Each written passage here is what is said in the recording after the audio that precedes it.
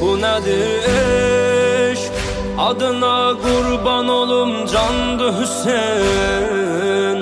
Bu nədir eşq? Qəlbimin mülkünə sultandı Hüseyin. Bu nədir eşq? Mərizəm dərdimə dərmandı Hüseyin.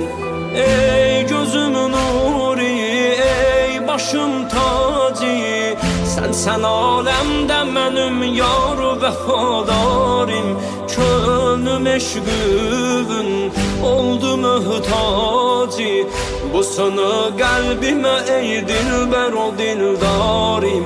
Sən ölürsənmi, day ölər bacı, Yoxdur səndən sonra heç munisi qəmxarim. Ey Hüseyn canım, ey Hüseyn canım, ey Hüseyn canım, Hüseyn canım, Hüseyn canım, ey Hüseyn canım, ey Hüseyn canım, ey Hüseyn canım, Hüseyn canım, Hüseyn canım, ey Hüseyn canım, ey Hüseyn canım, ey Hüseyn canım, Hüseyn canım, Hüseyn canım.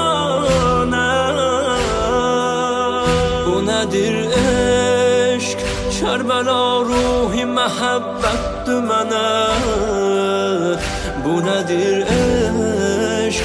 Torpağı səcdəyi türbətdir mənə. Bu nədir eşq?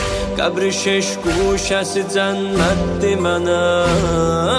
Sərvərim ağa, aləmə rəhbər, Kim səni sevdi o kəs cənnətə nazir.